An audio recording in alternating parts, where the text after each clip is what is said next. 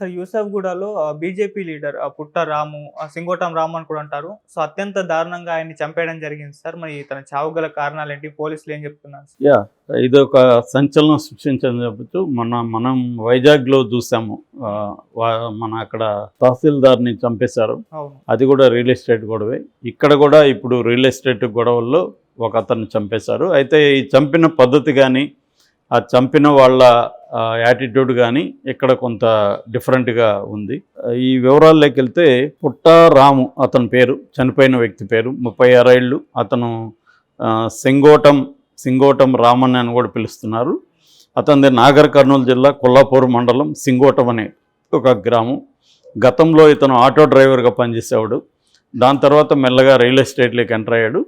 అక్కడి నుంచి కొల్లాపూర్ ఏరియా నుంచి ఇక్కడ హైదరాబాదు, రంగారెడ్డి జిల్లా ఇక్కడంతా కూడా రియల్ ఎస్టేట్లోకి మెల్లగా ఎంటర్ అయ్యి మెల్లమెల్లగా పెరుగుతూ వచ్చాడు. ఈ క్రమంలో అతనికి మణికంఠ అని జీడిమెట్ల దగ్గర ఉంటాడు రామ్నగర్లో.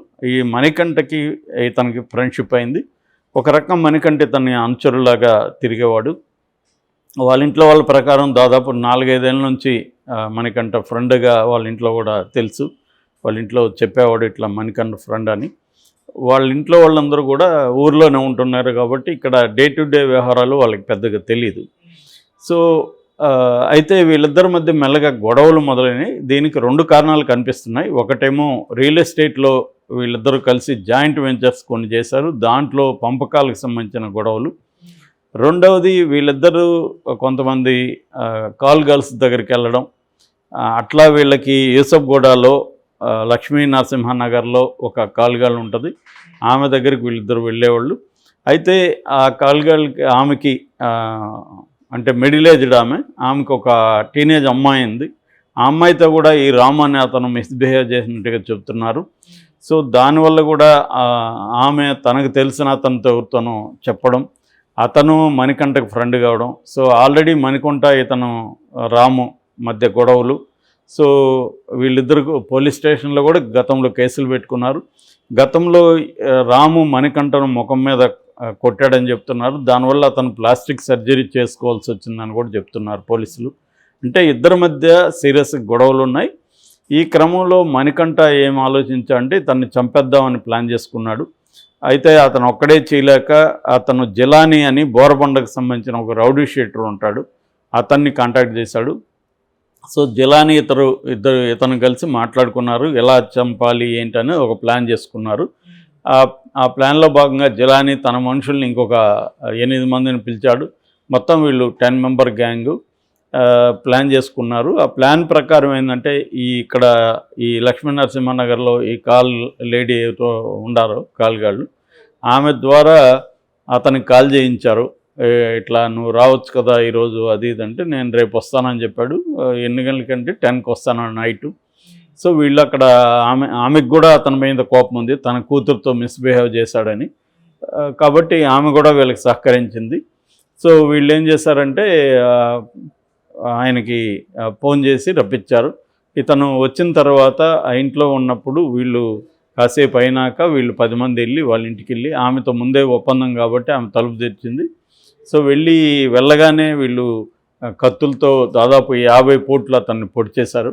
తర్వాత ఆమెకి ఇతని మీద కక్ష ఉంది కాబట్టి ఇతను మర్మాంగ అవయవాన్ని కూడా కోసారు. మామూలుగా అయితే హత్యలు చేసేవాళ్ళు అది కోయరు, అది కోసారంటే అర్థం ఏంటి, దీనివల్లే కదా నువ్వు మా పాపని అబ్యూజ్ చేశావు అన్న ఒక ఆగ్రహం ఆమెలో ఉంది. సో దానికి సహకరిస్తూ వాళ్ళు ఆ పని కూడా చేశారు. దాని తర్వాత ఈ మణికంఠ అనే అతను అదంతా కూడా సెల్ఫీ వీడియో తీసి అతనికి వాళ్ళ బావమరిదికి, చనిపోయిన అతను రాము వాళ్ళ బావమరిదికి పంపించి, చూడు మేము చంపేశాం మీ వాడిని, వచ్చి బాడీని తీసుకెళ్ళండి అని కూడా చెప్పాడు. దాని తర్వాత వీళ్ళు ఆ జీడిమెట్ల దగ్గర ఉన్న రామ్నగర్ ఏరియాకి వెళ్ళి అక్కడ లేట్ నైట్ టపాసులు కూడా కాల్చుకొని వాళ్ళు మందేసి టపాసులు కాల్చుకొని కొంత డ్యాన్స్లో వేసి అంటే మనం సక్సెస్ఫుల్గా చంపేయగలిగాము అని చెప్పి చేశారు. అర్లీ మార్నింగ్ వచ్చి పోలీస్ స్టేషన్లో కూడా సరెండర్ అయ్యారు. అంటే వాళ్ళకి మొత్తంగా ఒక ప్లాన్ ఉంది. అంటే ఎలా చంపాలి, ఎలా రప్పించాలి, ఎలా చంపాలి, చంపిన తర్వాత సెలబ్రేట్ చేసుకోవాలి. సెలబ్రేట్ చేసుకున్నాక ముందే లాయర్లతో మాట్లాడుకొని పోలీస్ స్టేషన్కి వెళ్ళి సరెండర్ అయిపోవాలి. ఇది వాళ్ళ ప్లాన్ అనమాట. మామూలుగా ప్రొఫెషనలిజం కనపడుతుంది. ప్రొఫెషనల్స్ ఏం చేస్తారంటే ఎప్పుడు కూడా రెక్కీ చేస్తారు. వీళ్ళు కూడా రెక్కీ చేసినారని కూడా చెప్తున్నారు. అంటే ఒకవేళ అతను ఇంట్లో నుంచి ఏమైనా తప్పించుకుంటే ఎటు వెళ్ళొచ్చు, ఇంటి బయట చంపడం కరెక్టా, లోపల చంపితే ఎలా ఉంటుంది, ఇవన్నీ కూడా వీళ్ళు ప్లాన్ చేసుకున్నారు. సో ఇది బాగా ప్రొఫెషనలిజం కనబడుతుంది దీంట్లో. అంటే ప్లానింగు, అతనికి ట్రాప్, హనీ ట్రాప్ అంటారు దీన్ని, హనీ ట్రాప్ వేయడం, దాని తర్వాత చంపిన తర్వాత ఓపెన్గానే వీళ్ళే డిక్లేర్ చేయడం మేమే చంపామని వాళ్ళకి ఫోన్ చేసి చెప్పడం, అంటే ఒక ఛాలెంజ్ చేయడం, అవును మేమే చంపాము ఏం చేస్తారు మీరు అన్నట్టుగా. దాని తర్వాత సెలబ్రేట్ చేసుకోవడం, దాని తర్వాత లాయర్లతో ముందుగానే మాట్లాడుకోవడం. అంటే ఇది ఇప్పుడు అరెస్ట్ అయితే, ఇలా మేము జరిగితే అరెస్ట్ అయితే ఎన్ని రోజుల లోపల బెయిల్ రావచ్చు, కస్టడీకి ఎన్ని రోజులు వాళ్ళు తీసుకుంటారు, దాన్ని ఎలా అపోజ్ చేయాలి, తర్వాత జైలుకి వెళ్ళినాక బయట నుంచి ఎటువంటి సపోర్ట్ కావాలి, ఇవన్నీ కూడా వాళ్ళు బాగా. ఈ జిలానీ ఏంటంటే ఇతనికి జైల్లో కూడా ఎక్స్పీరియన్స్ ఉంది. జైలుకి వెళ్ళినాక కూడా అక్కడ డబ్బుల్ని ఎలా మనం ఎవరెవరికి డబ్బులు ఇస్తే అక్కడ ఏమేమి సౌకర్యాలు ఉంటాయి, ఇవన్నీ అతనికి బాగా కొట్టిన పిండి అనమాట. అంటే ఒక సీజన్డ్ క్రిమినల్స్కి ఏంటంటే ఈ లీగల్ సిస్టమ్ మీద మనకి ఎవరికి లేని ఒక మంచి ఫస్ట్ హ్యాండ్ ఎక్స్పీరియన్స్ ఉంటుంది. మిగతా మనందరూ ఏంటంటే, అంటే నాకు కొంత ఉందనుకో, అది వేరే విషయం. మామూలుగా జనాలకి ఏంటంటే పుస్తకాలు చూసో సినిమాలు చూసో వీళ్ళకేదో ఒక అండర్స్టాండింగ్ ఉంటుంది, కానీ అది రియల్ కాదు. రియల్ అండర్స్టాండింగ్ ఏంటంటే ఒక అరెస్ట్ అయినప్పుడు పోలీసులు మనల్ని ఎలా ట్రీట్ చేస్తారు, వాళ్ళు మంచిగా ట్రీట్ చేయాలంటే మనం ఏం చేయాలి, వాళ్ళకి ఏం ఆఫర్ చేయాలి, అట్లాగే జైలుకి వెళ్తే జైల్లో ఏం ఆఫర్ చేయాలి, కోర్టుని ఎలా డీల్ చేసుకోవాలి, ఇవన్నీ కూడా తెలుసుంటుంది వాళ్ళకి అనుభవంలో. కాబట్టి వాళ్ళు ఏంటంటే ఇలాంటి వాళ్ళు హత్య చేసినా కూడా క్లియర్గా దొరికిపోతామని ప్లాన్ చేసుకుని, దొరికిపోతే కూడా ఏం చేయాలన్న ముందు ప్లాన్ ఉంటుంది. అదే మామూలు వాళ్ళు చంపితే చంపేది చాలా క్లవర్గా చంపినాం అనుకొని చంపి దొరికిపోతుంటారు. వాళ్ళు చాలా పోలీసుల్ని మాయ చేద్దామని చేస్తుంటారు. వీళ్ళు అదేమీ లేదు, పోలీసులకు మనం సరెండర్ అవ్వాలని ముందే ప్లాన్ ఉంది. అందువల్ల క్లియర్గా వాళ్ళు ఏంటంటే చంపేదే వాళ్ళకి ఇంపార్టెంట్, చంపిన తర్వాత ఎలా డీల్ చేయడం అనేది వాళ్ళ క్లారిటీ ఉంది. సో ఈ మణికంఠకు కూడా జిలానీ సహాయంతో జిలానీ మొత్తం బ్లూ ప్రింట్ ఇచ్చాడని చెప్తున్నారు. ఏది ఎలా చంపాలి దగ్గర నుంచి మనం జైల్లో ఎన్ని రోజులు ఉండాల్సి వస్తుంది, సో మ్యాక్సిమం నెల నుంచి 2 నెలలు ఉంటుంది, మీడియా హైప్ ఒక 4 రోజులు ఉంటుంది, దాని తర్వాత మీడియా పట్టించుకోదు.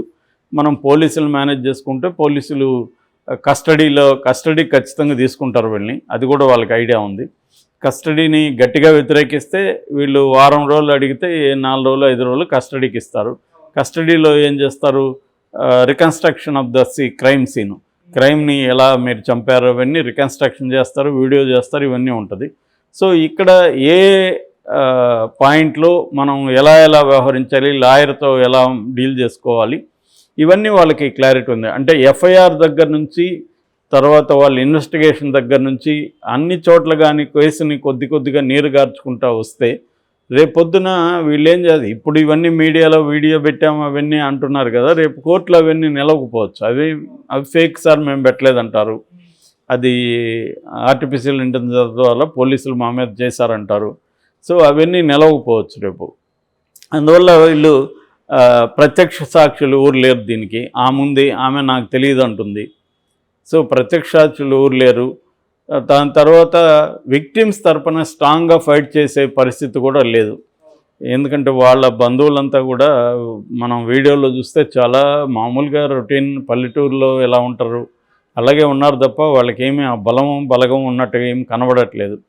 చాలా కేసుల్లో ఇదే జరుగుతుంది. విక్టిమ్స్ వైపు నుంచి స్ట్రాంగ్గా లేకపోతే పోలీసులే ఓన్గా ప్రతి కేసుని వాళ్ళు స్ట్రాంగ్గా పెట్టలేరు. ఎందుకంటే వాళ్ళకు ఉండే లిమిటేషన్స్ ఉంటాయి, కరప్షన్ ఉంటుంది, అట్ ద సేమ్ టైం వాళ్ళ మీద పని ఒత్తిడి ఉంటుంది. అన్ని కేసుల్ని వాళ్ళు స్ట్రాంగ్గా ప్రతి మైన్యూట్ డీటెయిల్స్ చేసి పెట్టలేరు. ఇన్ని చేసినా కూడా స్ట్రాంగ్ లాయర్స్ని పెట్టుకోలేరు. ఎవరు వీళ్ళు పబ్లిక్ ప్రాసిక్యూటర్ మీద డిపెండ్ అవ్వాలి. పబ్లిక్ ప్రాసిక్యూటర్లు కూడా స్ట్రాంగ్గా వీళ్ళ వైపు ఉంటారో లేదో తెలియదు. చాలామంది పబ్లిక్ ప్రాసిక్యూటర్లలో కూడా కరప్షన్ ఉంటుంది.